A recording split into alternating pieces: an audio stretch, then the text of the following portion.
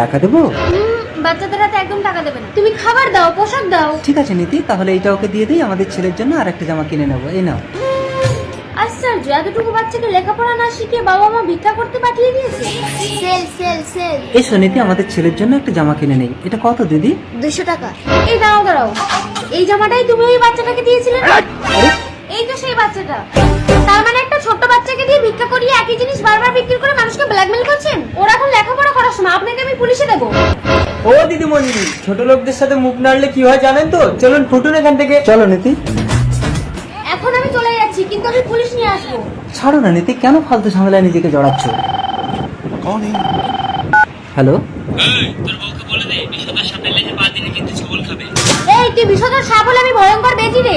Hello hello, ফোনটা কেটে দিল। স্যার স্যার স্যার দাঁড়ান। কি হলো ম্যাডাম?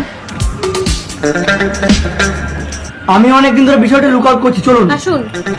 এই বাইরে একটা বাচ্চাকে দিয়ে ভিক্ষা করে একই জিনিস বারবার মানুষকে বিক্রি করছিস। স্যার আমরা তো চুরি করছি না, ভিক্ষা করে আয় করছি। ভিক্ষা করতে হয় আপনারা করুন, একটা ছোট্ট বাচ্চাকে দিয়ে ভিক্ষা করেছেন কেন? একটা বাচ্চাকে দিয়ে এইসব কাজ করানোর জন্য আমি তোমাদের কঠোর শাস্তির ব্যবস্থা করবো, চলো। তোমার কোনো চিন্তা নেই ছোট, তুমি আমাদের কাছে থাকবে, লেখাপড়া করবে। কি মজা।